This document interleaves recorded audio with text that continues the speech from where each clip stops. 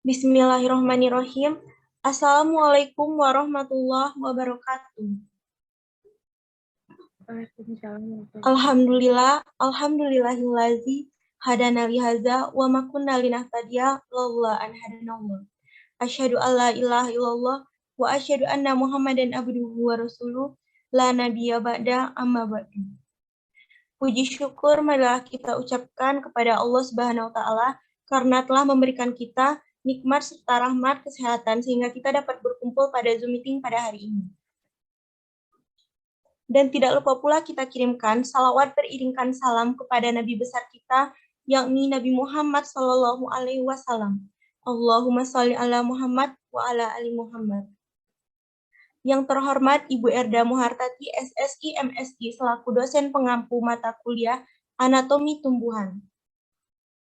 Baiklah, kami dari kelompok 1 dengan saya sendiri, Akila Zahira, sebagai moderator, akan memandu berjalannya presentasi pada pagi hari ini. Selanjutnya, penyaji 1, Desi Kurnia, penyanyi 2, Oktaviani Dian, penyanyi 3, Fadia Puspita, notulen Kak Aininda Seliana. Langsung saja kepada penyaji 1, saya persilahkan.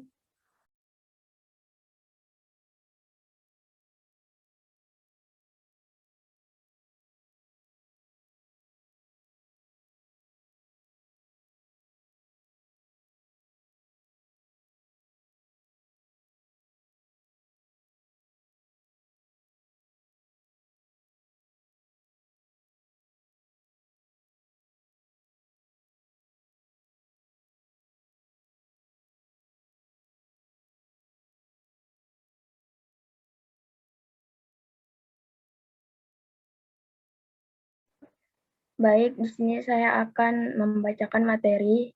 Yang pertama yaitu pengenalan struktur sel tumbuhan, bagian sel tumbuhan, struktur sel tumbuhan, perbedaan sel prokariotik dan eukariotik, perbandingan bagian-bagian sel yang hidup dan mati, struktur dan perkembangan dinding sel, macam-macam benda ergastik, dan fungsi organela sel.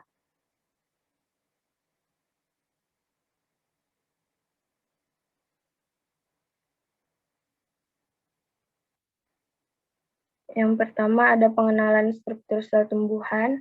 Sel tumbuhan adalah kelompok sel eukariotik. Sel eukariotik yaitu kelompok sel yang mempunyai materi genetik atau DNA yang dibaluti atau dibungkus oleh membran. Sel tumbuhan memiliki struktur yang khas yaitu bentuk sel yang kaku, di mana bentuk ini didapatkan dari dinding sel yang berada paling luar di sel tumbuhan. Dinding sel tersusun atas senyawa selulosa, pektin, hemiselulosa, dan lignin yang akan menguatkan struktur tumbuhan. Terdapat kloroplas, vakuola, sentrum mengandung selulosa, terdapat berbagai jenis sel tumbuhan, misalnya sel parenkim, sel kolenkim, dan sel skrelenkim.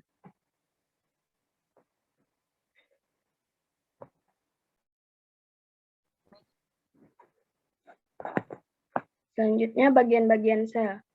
Yang pertama itu ada nukleus atau inti sel, yakni organel sel yang terletak di dalam sel eukariotik dan juga merupakan organel sel yang sangat unik dan penting serta mengandung materi genetik yang berbentuk DNA. Di dalam DNA tersebut biasanya terdapat informasi tentang genetik yang berbentuk polinukleotida.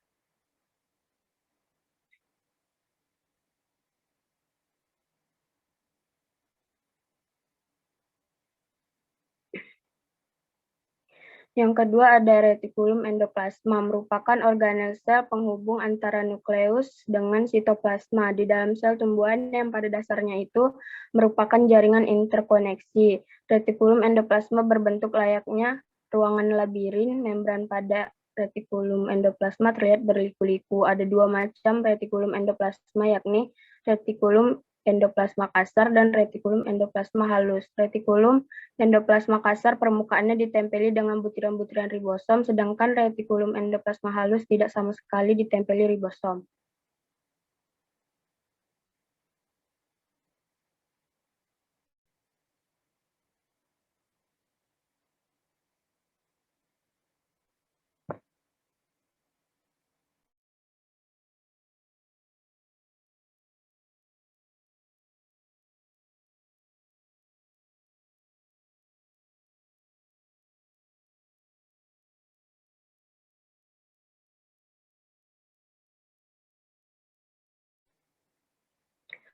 Badan Golgi adalah organel sel yang terdiri atas kumpulan vesikel pipi yang mempunyai bentuk sisternae atau berkelok-kelok atau seperti kantong pipi.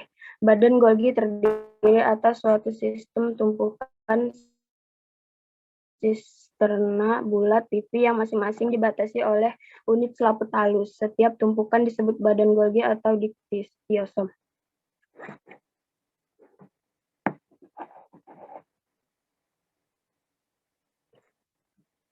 Mitokondria adalah organel yang dapat dilihat dengan mikroskop cahaya pada sel hidup yang diwarnai dengan Janus Granby. Pengamatan dengan mikroskop elektron menunjukkan berbagai bentuk mitokondria, yaitu bulat, memanjang, dan oval. Garis tengahnya sekitar 0,5 m dan panjangnya 6 m. Dibungkus oleh 2 unit selaput. Unit selaput bagian luar halus memberi bentuk pada mitokondria. Unit selaput bagian dalam membentuk krista, yaitu invaginasi ke dalam matriks.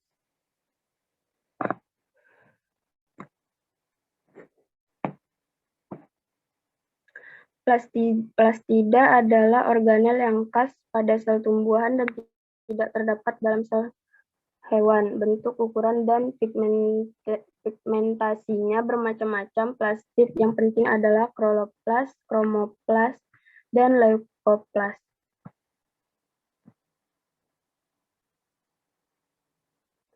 Ribosom merupakan suatu organel sel yang bentuknya kecil berupa butiran nukleoprotein. Ribosom sendiri mengandung asam ribonukleat atau RNA sebanyak 60% dan protein sebanyak 40%. Ada 2 jenis ribosom, yakni ribosom terikat dan ribosom bebas. Ribosom terikat pada umumnya bergabung dengan retikulum endoplasma. Ribosom berfungsi untuk dapat memproduksi dan mensintesis zat protein yang ada dalam sel.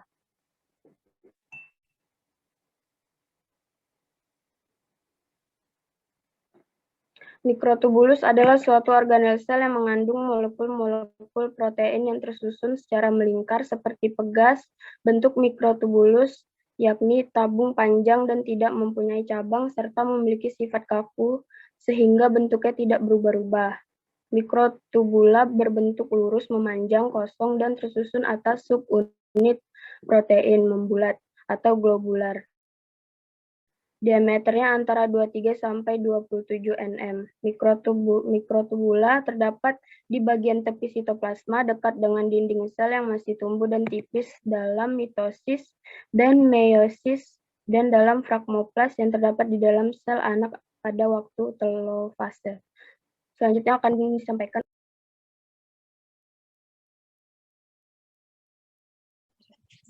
Baik, saya akan lanjutkan materi yang akan disampaikan. Oke. Membran sel adalah lapisan terluar yang menyelubungi seluruh badan sel. Membran sel terdiri atas 2 macam, yaitu fosfolipid dan protein. Membran sel mempunyai sifat selektif permeabel. Sifat tersebut menunjukkan bahwa membran sel hanya dapat dilalui oleh zat-zat maupun ion-ion tertentu. Zat-zat tersebut diantaranya yaitu asam amino, glukosa, dan juga gliserol.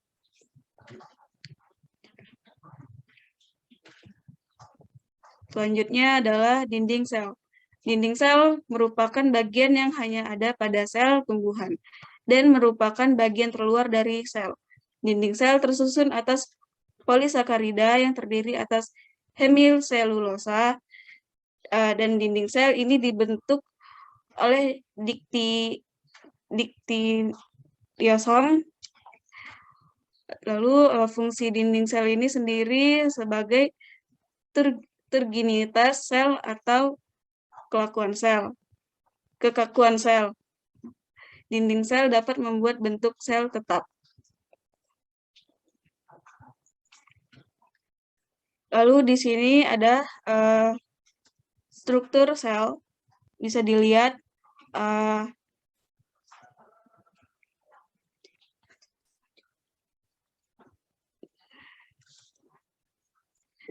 lalu perbedaan sel prokariotik dan eukariotik. Di sini pembedanya untuk organisme prokariotik memiliki bakteri Archaebacteria dan Eubacteria. Untuk eukariotik, prosista, fungi, hewan, dan tumbuhan. Untuk lokasi DNA-nya di prokariotik di sitoplasma, dan eukariotik sebagian besar berada di nukleus. Terus bentuk DNA pada prokariotik itu membulat dan eukariotik itu memanjang. Terus metabolisme anaerob dan aerob. Untuk prokariotik itu anaerob dan aerob. Eukariotik aerob. Terus organel. Untuk prokariotik sedikit atau bahkan tidak ada. Terus untuk eukariotik nukleus, mitokondria, kloroplas, dan RE. Untuk RNA dan protein, prokariotik disintesis pada beberapa kompartemen. Untuk eukariotik, sintesis RNA di dalam nukleus, sementara protein di sitoplasma. Lalu organisasi seluler. Untuk prokariotik itu uniseluler dan eukariotik itu multiseluler.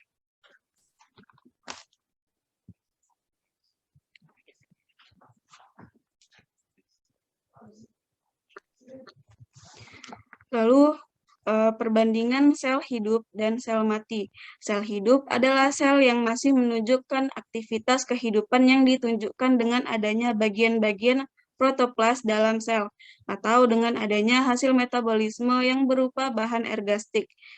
Memiliki ciri-ciri kehidupan, antara lain melakukan aktivitas metabolisme, mampu beradaptasi dengan perubahan lingkungannya, peka terhadap rangsangan, dan ciri hidup lainnya.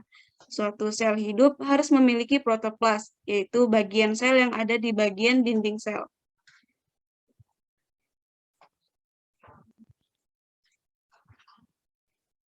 Lalu untuk sel mati. Sel mati adalah sel yang sudah tidak memiliki peranan dalam proses kelangsungan kehidupan dan hanya berupa dinding sel.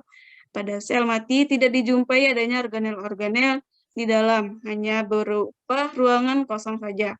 Sel mati sendiri asalnya dari sel hidup. Sel menjadi mati disebabkan karena berbagai faktor, misalnya faktor genetik maupun faktor lingkungan. Tentunya, antara sel hidup dan sel mati mempunyai perbedaan dalam strukturnya. Contoh dari sel mati adalah sel gabus yang bisa kita temukan pada batang ubi kayu. Dan di dalam sel gabus tidak lagi terdapat bagian atau komponen sel yang dapat mendukung kehidupan sel.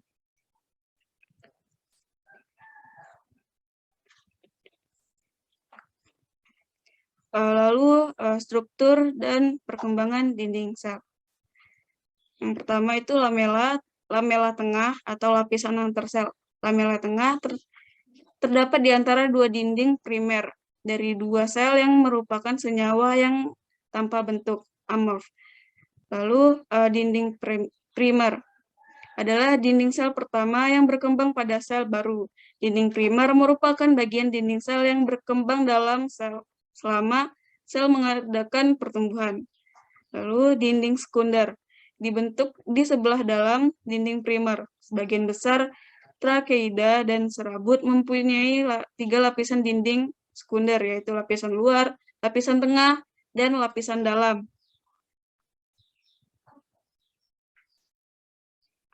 Lalu amilum, butir-butir amilum, terdapat di dalam plastida yang berupa karbohidrat atau polisakarida yang berupa tepung. Terus alieron berada di tempat-tempat penyimpanan makanan. Penyimpanan makanan cadangan, misalnya biji. Selain amilum, terdapat pula antara lain zat putih telur. Lalu kristal kalsium oksalat. Kristal ini merupakan hasil akhir atau hasil sekresi dari suatu pertukaran zat yang terdapat di dalam sitoplasma.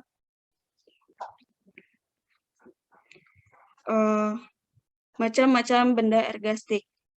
Di sini ada cairan sel, Terus ada beberapa zat yang terlalu di dalamnya. Yang pertama itu ada asam organik, karbohidrat, protein, zat penyama atau tanin, lalu antosianin, dan alkaloid. Untuk minyak dan lemak, lalu minyak dan lemak. Lemak berupa lemak atau minyak sebagai cadangan makanan. Biasanya terdapat pada biji kacang tanah dan daging buah kelapa. Selanjutnya akan dijelaskan pada pemateri selanjutnya.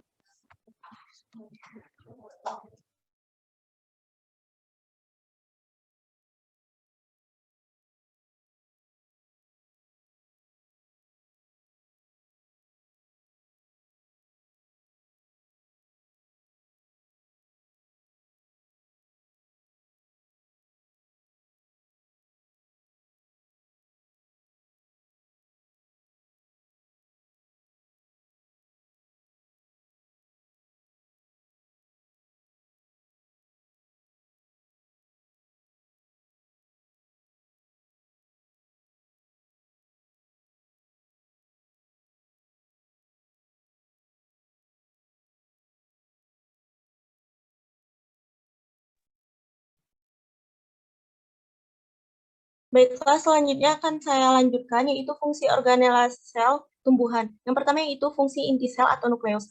Fungsinya yaitu untuk mengontrol segala aktivitas sel berdasarkan informasi genetik yang dibawa oleh DNA.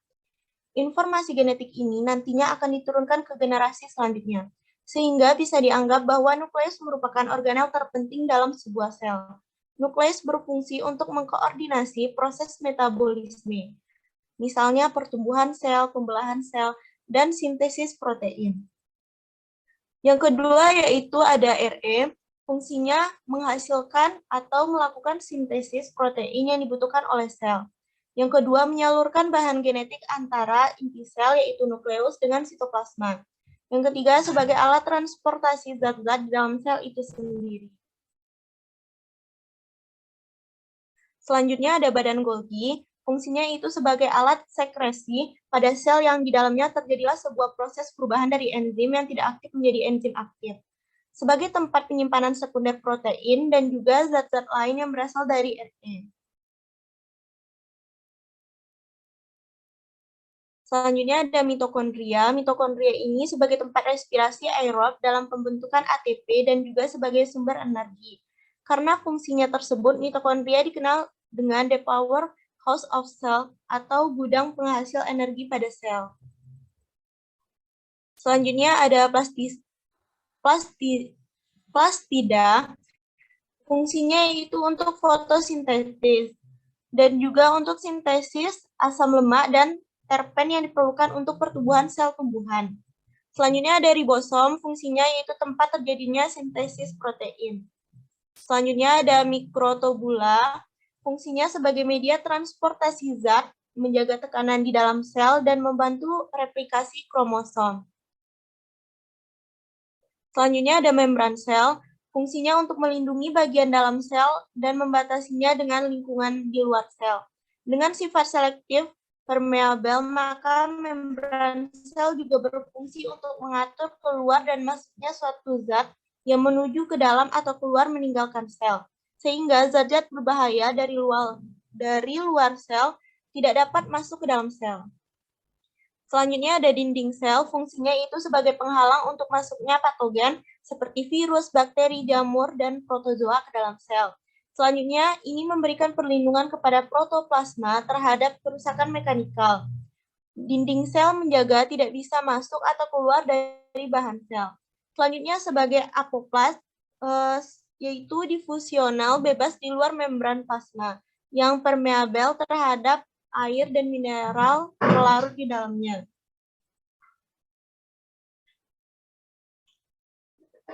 Terima kasih.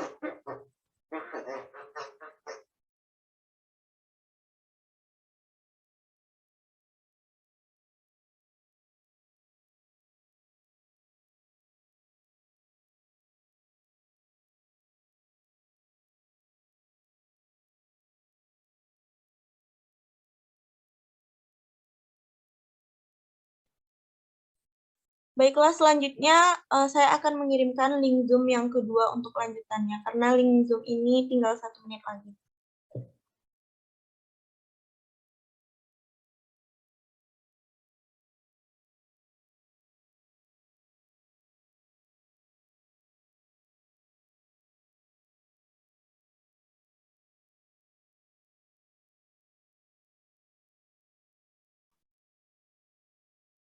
Baiklah, dari hasil presentasi kami tadi, sebelum kita masuk kepada sesi tanya-jawab, apakah ada dari teman-teman semua yang ingin memberikan saran?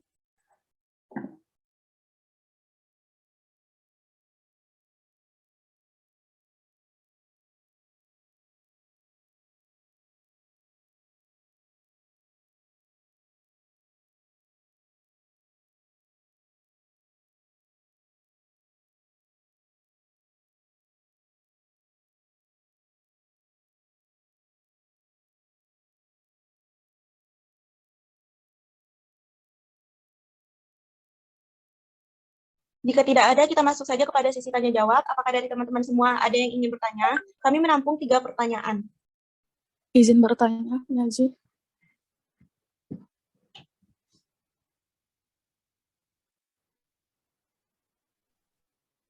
Ya, boleh, silakan.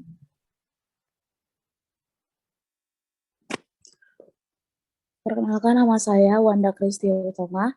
Saya ingin bertanya kepada kelompok penyaji. Pertanyaan saya, dinding sel kan hanya terdapat pada tumbuhan. Pertanyaan saya, bagaimana dinding sel dapat menjalankan fungsinya dengan baik? Dan bagaimana jika terjadi kerusakan pada dinding sel? Terima kasih.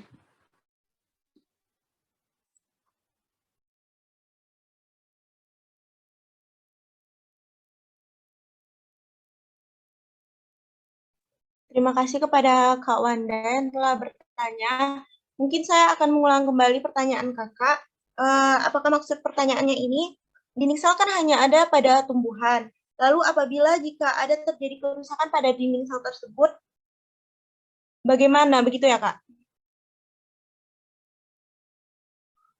Bagaimana apabila terjadi kerusakan pada dinding sel tersebut?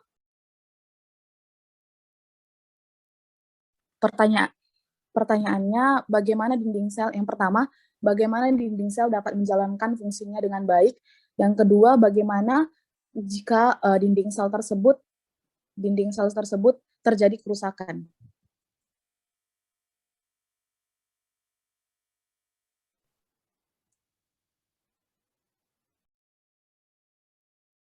Baiklah, berarti ada 2 pertanyaan. Yang pertama, bagaimana cara dinding sel menjalankan fungsinya dengan baik. Yang kedua, bagaimana apabila terjadi kerusakan pada sel. Seperti itu, Kak. Iya. Terima kasih, Kak.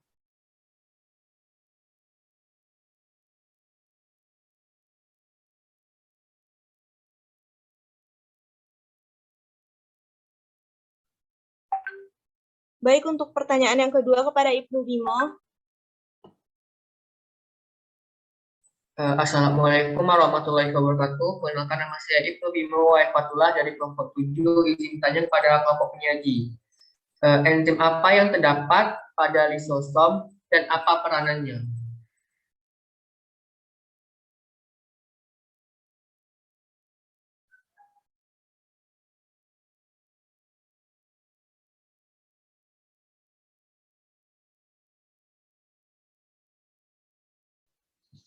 Maaf Ibnu, itu enzim yang terdapat pada apa ya? Lisosom. Oke, makasih.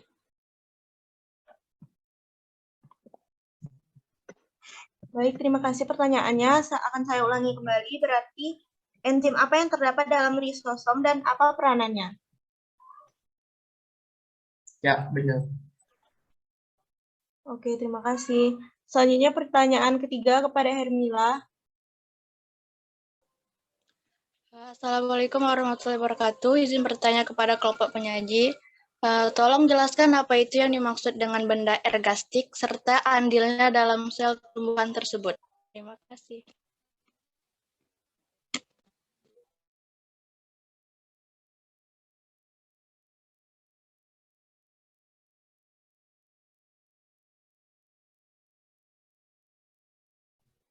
Baiklah, terima kasih. Pertanyaannya Hermila akan saya ulangi kembali, yaitu pertanyaannya jelaskan benda ergastik dan apa andilnya dalam tumbuhan tersebut. Ya benar. Oke, terima kasih kepada teman dan kakak yang sudah bertanya. Mungkin jawabannya akan kita jawab melalui video di Telegram. Jadi dikeluarkan. Terima kasih.